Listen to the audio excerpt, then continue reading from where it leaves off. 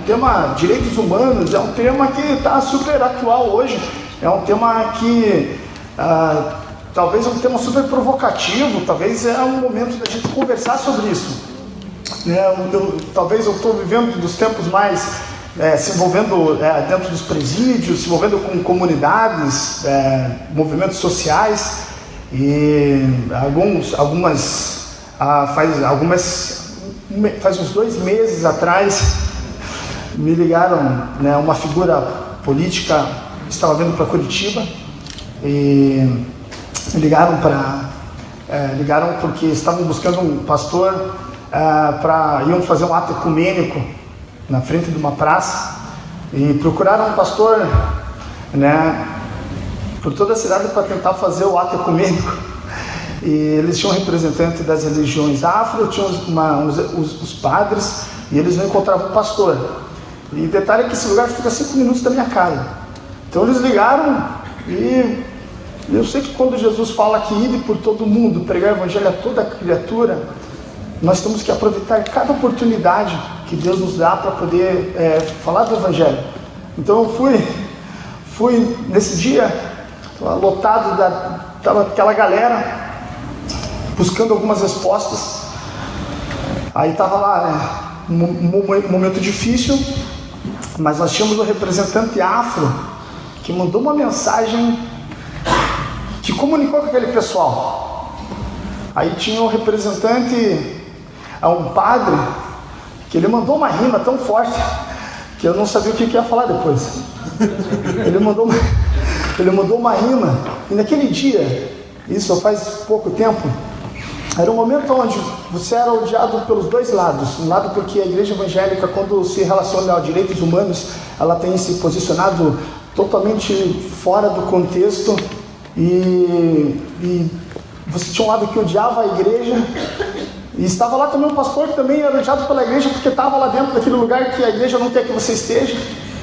Então você está lá naquele momento de tensão, que era o momento onde tinha que falar tinha um momento de a gente falar sobre o evangelho, falar sobre o amor, tentar apaziguar, tentar dizer que a nossa esperança estava em Cristo, tudo. E foi uma noite tão especial que se converteram dezenas de pessoas depois daquela mensagem.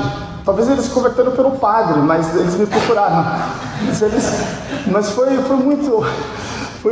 muito legal, porque eles conheceram o evangelho naquela noite, e até hoje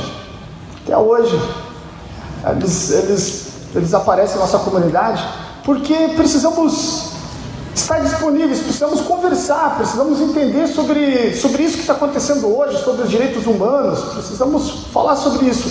E nessa noite eu queria, bem breve, dizer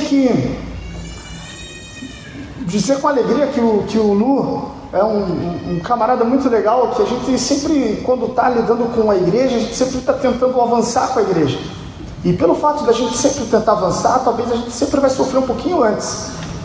Então, alguns anos atrás, nós tentávamos avançar com a igreja para dizer para a igreja que o metal não era do diabo, então nós estávamos lá. E o Lu estava tentando avançar dizendo que o reggae, então nós estávamos lá. Sempre muitos anos atrás, nós estávamos tentando dar um passo a mais. E hoje nós continuamos assim. Às vezes nós somos músicos, somos pastores, nós temos que sempre dar um passo, temos que tentar sempre estar atento com o que está acontecendo hoje. E eu peguei uma estatística, quando fala de direitos humanos, a comunidade evangélica, numa pesquisa que eu encontrei, 85% da comunidade evangélica era contra os direitos humanos. 85% da comunidade é contra os direitos humanos. Eu olhei para o dado, na minha percepção, eles não sabem o que é direitos humanos. Porque os direitos humanos, se você tiver um mínimo de noção dos direitos humanos, 100% teria que estar provando, porque os direitos humanos é o direito da vida. É o direito de que os povos, em que eu e você, a gente possa se respeitar e que a gente possa viver em comunidade, viver em comunhão, respeitando a liberdade, respeitando os valores, respeitando as crenças. Todos nós tínhamos que ser a favor dos direitos humanos. E quando eu tenho uma comunidade evangélica, eu não digo a minha específica, eu falo de todo mundo, uma comunidade que não consegue entender o que é direitos humanos, é o momento da gente entrar em ação e começar a falar, olha, vocês vão ter que entender o que é os direitos humanos, tem alguma coisa errada por aí. Então nós precisamos olhar para os direitos humanos com um pouquinho mais de carinho. E eu percebo que um dos grandes problemas, e quando eu estou lidando com a comunidade carcerária, eu não faço só isso. A gente está lá pastoreando, tem o Bira aqui que está lá no pilarzinho do bairro do lado do meu ali, do nosso bairro ali, Barreirinha, Boa Vista. A gente está lá pastoreando e em alguns momentos a gente faz esse tipo de coisa. Porque nós acreditamos que bandido bom é bandido transformado. E eu falo isso porque alguns anos atrás, em um desses eventos, desses movimentos que nós evangelizávamos com rock, há mais ou menos uns 15 anos atrás, aqui no Largo da Ordem, numa quadra daqui, estávamos no show, que estava uma banda que o Lu vai conhecer, que era o Antidemo. O Antidemo, Batista. Estava o Batista. E aí o Batista trouxe uma banda mexicana chamada Ex-Soucia. Nem sei porque eu estou falando aqui, mas vocês não vão saber. Mas aí o pessoal da época lembra. E nós estávamos naquele movimento, era um movimento da gente, era um movimento que tinha os black metal, white metal, e aqui em Curitiba, não acreditem que ela é uma cidade muito pacífica. Naquela época, nós já enfrentávamos, os problemas eram porque existia uma briga entre o rock cristão, o metal cristão e o metal do diabo, e os caras vinham para bater fisicamente, então nós estávamos num contexto assim. E nós estávamos ali, aqui no auditório do Largo, e apareceram 3 paraguaios que vieram de carona. Vieram de carona e não tinham onde ficar. E nossa casa é uma casa super acolhedora. Então nós recebemos, eles não tinham, acabou o show, eles vieram de carona, de caminhão, né? Pedindo ali, trocando de automóvel, vinha um dia com um veículo, outro, mas chegaram aqui. Quando acabou, eu falei, pessoal, esse lugar aqui é meio perigoso, vocês vão lá para nossa casa e tal. Pousaram lá em casa. E um deles, eram 3, né? Mas um deles pousou bem no meu quarto, eu era solteiro ainda. Pousou, a gente conversou e tal, ficamos uma semana lá e eu sempre gostei de receber o pessoal de fora, conversando. E um dia, falamos, por que você não conversa, traz uma mensagem lá na igreja do meu pai, vai ser legal você falar. Aí ele começou a contar o testemunho. Então, porque eu estive na cadeia, e eu sentado ali escutando, né? Eu tenho uma grande quantidade de homicídios, né? Alguns eu lembro, outros eu nem lembro. Né, eu era um traficante, assalto de banco e não sei o que, mas eu tive um encontro com Jesus e aí contou como é que foi a experiência. Jesus apareceu para ele na cela, um testemunho maravilhoso, um testemunho lindo. E na hora todo mundo chorou e eu chorei bastante. Só que quando acabou ali, a minha cama era aqui, a cama dele era do lado da minha. Aí eu falei, bom, se ele já matou 5, eu não conheço muito bem esse Paraguai. Aí quando eu tinha que ir para casa, eu falei, Jesus, saiu da cadeia, era um assassino, está dormindo do lado da minha cama. Aí chegou ainda, foi tomar um cafezinho, quando ele pegava a faca para passar na margarina, eu olhava assim, deixa que eu passo, pega essa 100 ponto aqui, né? E ali ficou uma semana, uma pessoa já era convertida da Assembleia de Deus. Se passaram 15 anos. Esse ex-presidiário, esse cara que tinha grandes homicídios, É o meu amigo há mais de 15 anos, inclusive está até aqui nessa noite, o Gustavo Ruiz Dias, está ali, ó, com a mão ali levantada, está ali um paraguaio, está aqui nessa noite para dizer que bandido bom é bandido transformado. Amém. É uma experiência linda.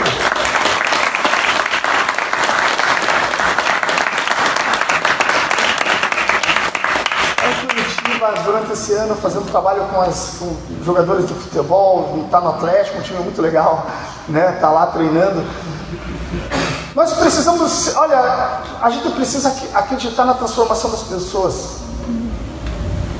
E eu tive que ter uma prova do meu lado dizendo que existe como nós trazermos dignidade, existe como haver essa transformação. Mas o grande problema nosso, o grande problema que nós enfrentamos é que nós temos um olhar que a gente não consegue perceber quem é um outro. Nós estamos num olhar da tradição de que a gente não consegue perceber quem é o outro.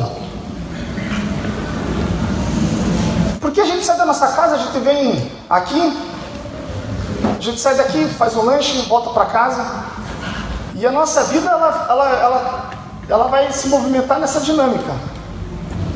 Mas a gente não consegue perceber que existe o outro.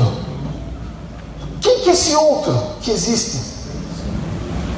Quem é o outro que existe que a gente não consegue perceber? Quem são essas pessoas invisíveis que a gente não consegue perceber? Está dentro dos presídios. O outro está dentro das praças. O outro está nas periferias. O outro talvez nem esteja aqui dentro. E no nosso olhar da tradição, nosso olhar religioso nos permite que a gente olhe para esse tipo de coisa e a gente só consiga perceber aquilo que a gente quer perceber, porque não faz parte da nossa vida, não faz parte da nossa tradição. E aí quando você vai para o Evangelho, você vai para Jesus, você percebe que os fariseus estavam com as pedras para matar Maria. E Jesus chega e percebe que o olhar da tradição era para matar aquela mulher. Mas Jesus ele não tinha o olhar da tradição, ele tinha o olhar do outro. Quando ele tinha o olhar do outro, ele sabia que aquela mulher, antes de ser uma prostituta, antes de ser qualquer coisa, ela era um ser humano. E ele vem, olhando aquela mulher como outro, trouxe dignidade para aquela mulher. E trouxe vida para aquela mulher. Então, quando nós falamos de direitos humanos, nós falamos em trazer dignidade. Porque antes de qualquer coisa, antes de uma pessoa ser um bandido, antes dela ser uma prostituta, antes dela ser uma pessoa que está nas periferias, na cadeia, essa pessoa é um ser humano. E os direitos humanos, eles vêm para trazer essa dignidade para as pessoas. E Jesus, por onde ele caminhava, ele trazia dignidade para elas. Então o que eu percebo é que Jesus ele já tinha esse embate com os fariseus, porque ele tinha o olhar do outro. E esses outros estão muito próximos de nós, mas a gente não consegue perceber eles. Eu estava lembrando do momento, deixa eu até achar aqui.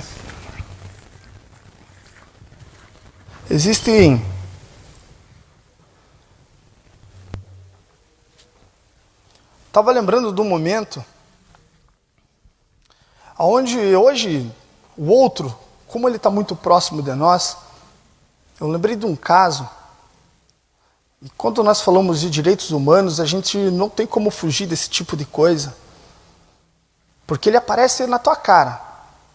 Aparece na tua página de Facebook. Ela vai aparecer nos jornais. Mesmo que você queira fugir, ele vai aparecer. Você gosta ou não, ele vai aparecer. Teve 2 casos que apareceram na nossa cara e nós não percebemos. Ou se percebemos, nós tomamos decisões totalmente diferentes. Teve uma morte que aconteceu em São Paulo, no Rio de Janeiro, que foi a morte pública de uma vereadora chamada Marielle Franco. Marielle Franco, que quando eu percebi nas minhas redes sociais, eu nunca tinha visto tanta atrocidade que foi compartilhada naquele dia. E eu não conhecia ela. Não conhecia ela, eu fui conhecer quando eu comecei a ler. Mas eu fui ver a história dessa mulher. Essa mulher era uma mulher negra, que lutava pelos direitos humanos, saiu da comunidade, saiu da periferia, ela foi sentar num banco, foi ser a voz da periferia dentro da Assembleia. E essa mulher era uma mulher que estava defendendo o outro que nós não estamos defendendo. Essa mulher estava defendendo, ela conseguia defender aqueles que estavam tendo problema dentro da comunidade, enquanto ela conseguia defender também a polícia, que estava morrendo.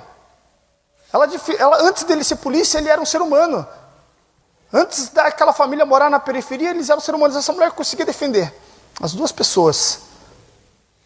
E um pouco antes da morte dela, ela estava defendendo jovens evangélicos, que não faz parte do credo dela. Uma mulher que não era cristã, uma mulher que lutava pelos direitos da vida, fez um papel que nós não estávamos fazendo. Ela estava enxergando o outro que nós não enxergamos. Ela lutava pelos direitos da vida. Essa mulher foi morta por causa disso.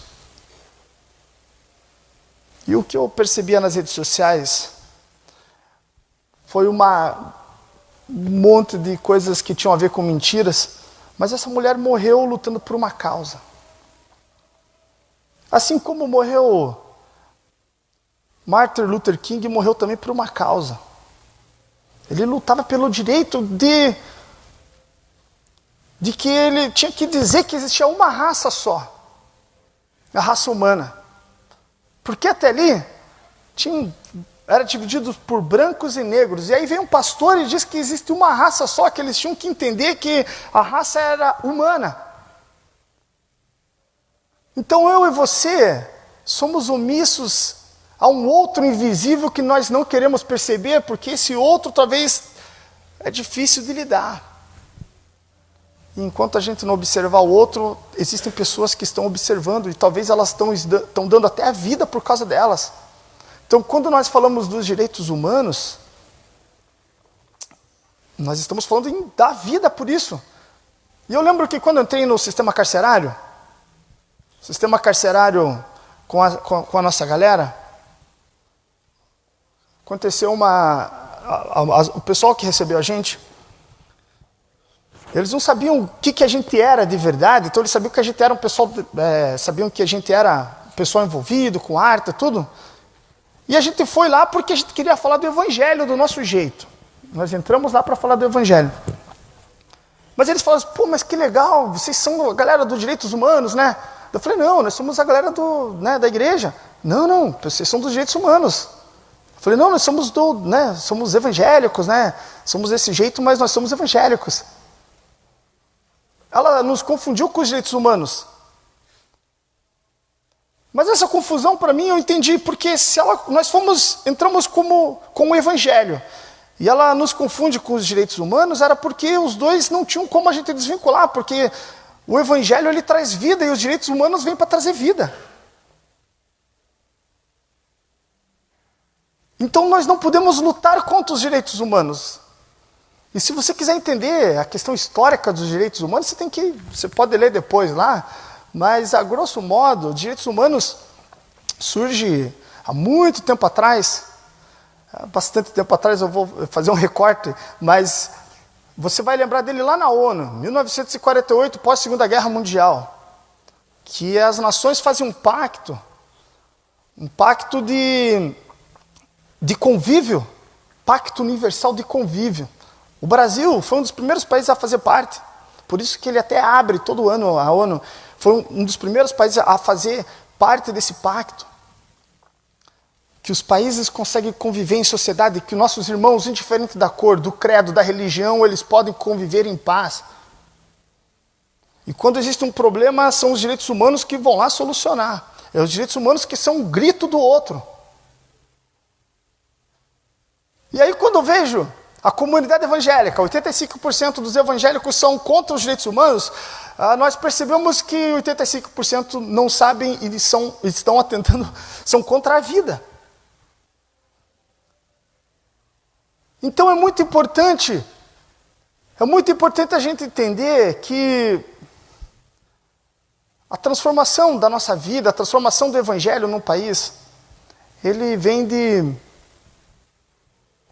baixo para cima. E não de cima para baixo. Quando eu estive na Turquia, um país de religião islâmica, dentro da lei, e eu fui fazer uma turnê lá para tocar, fazer um evangelismo, você não pode falar de Jesus abertamente, isso é verdade, não pode falar mesmo. Você está falando lá, você está fazendo show, a polícia vai aparecer, e se você estiver falando, eles vão te prender. Então eu tive que fugir de 2 shows porque a polícia chegou, um eu tive que sair correndo. Porque é um governo teocrático, fundamentado na lei islâmica. Você vai ter que seguir a Maomé, queira ou não, você vai ter que viver aquela dinâmica lá. Você talvez não goste, mas é aquilo ali, está vindo de cima para baixo. É uma tentativa da transformação vindo de cima para baixo. E quando eu chego de novo, eu estava viajando, eu chego no Brasil, eu vejo que existe um movimento também, a igreja evangélica querendo tomar o poder de cima para baixo. Tentando levantar e dizer que talvez um presidente evangélico vai transformar a nossa nação.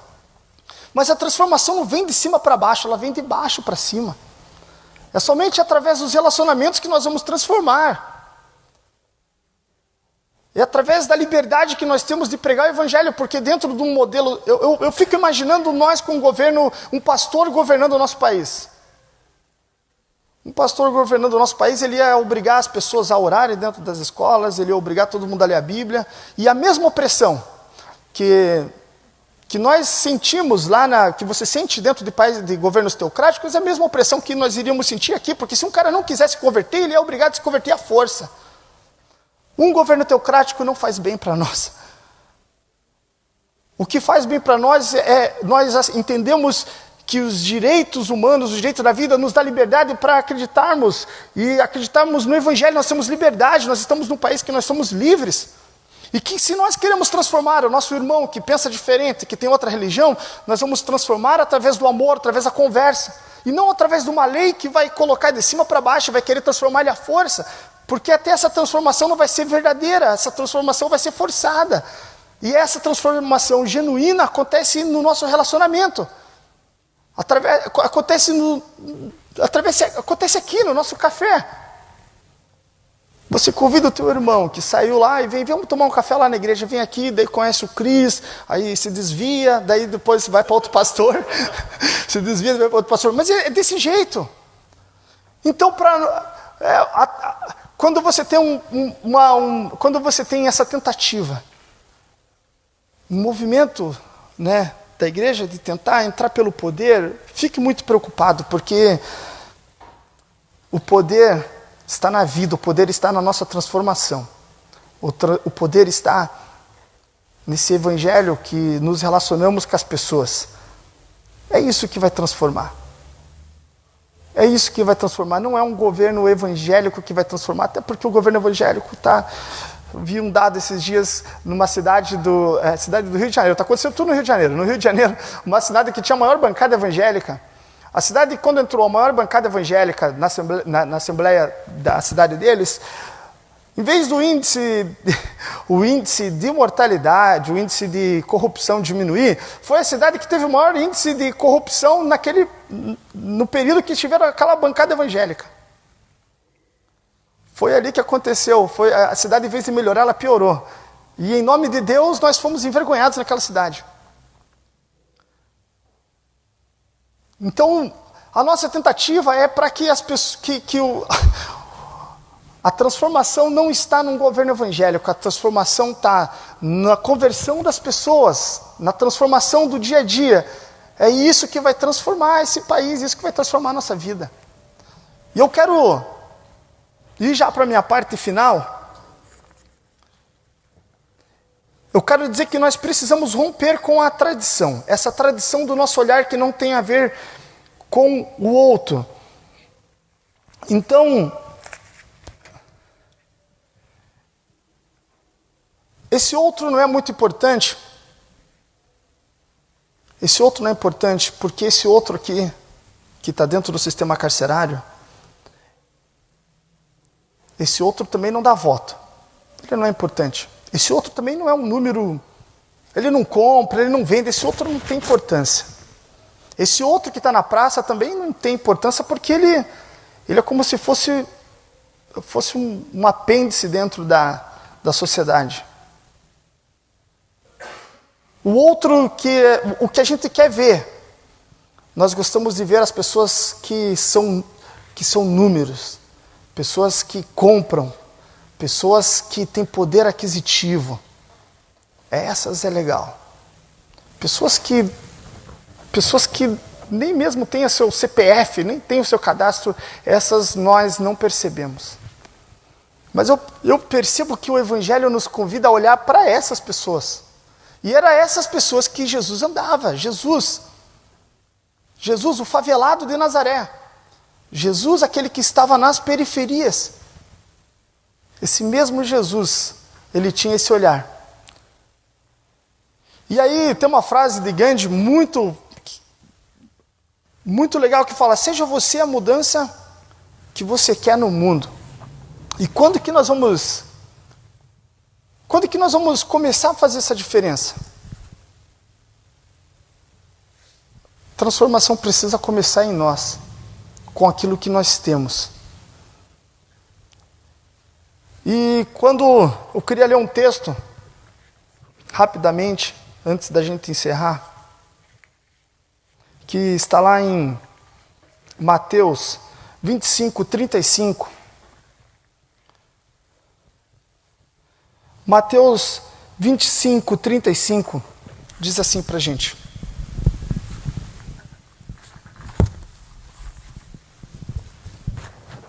antes dessa carta da ONU existir, em 1948, antes disso,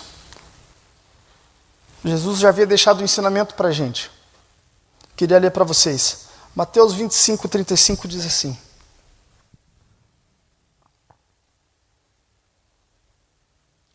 pois eu tive fome e vocês me deram de comer.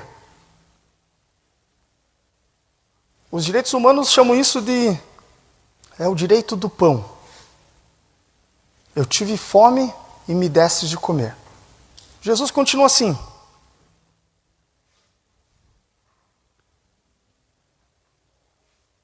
eu tive sede e me destes de beber. O direito à água. Era estrangeiro e me convidaram para a sua casa. O direito da moradia. O direito do lar. Estava nu e vestiram. O direito da saúde. Estava doente e cuidaram de mim. Eu estava na prisão e me visitaram. O direito da liberdade. Jesus já havia falado isso há 2000 anos atrás. A base dos direitos humanos já estavam lá, escrita. E eu quero encerrar nessa noite contando uma história.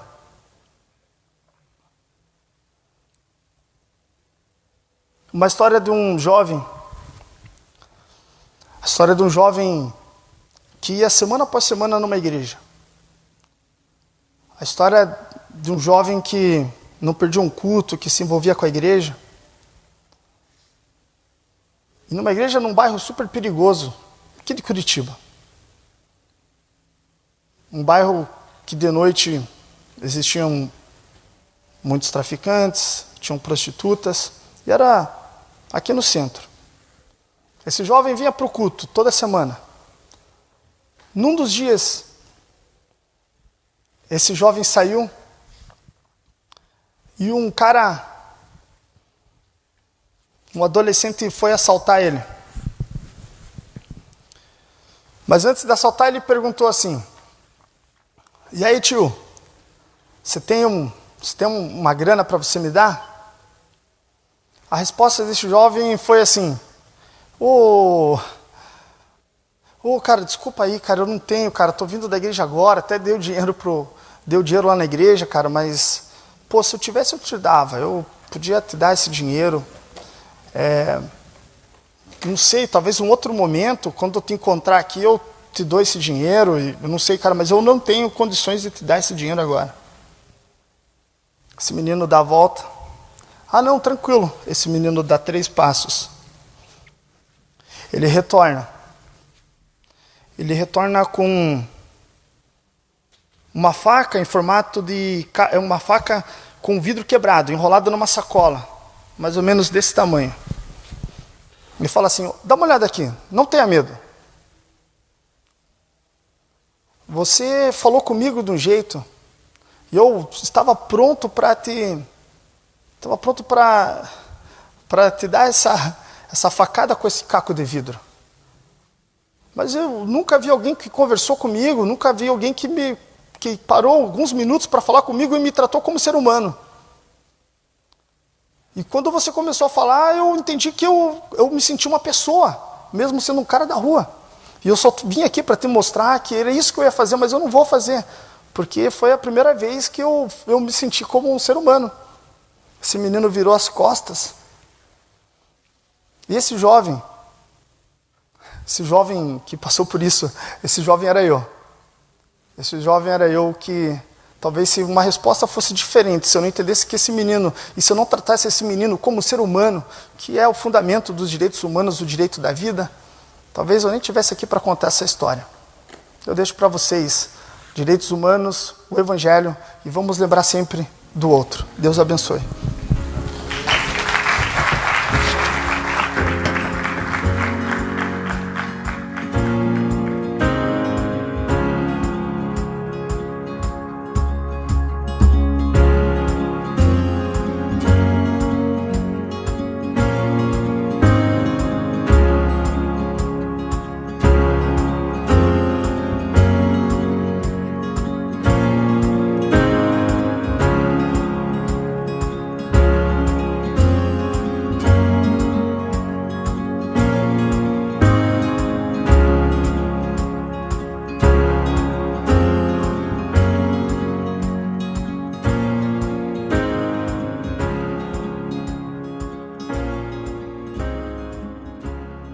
Mamãe!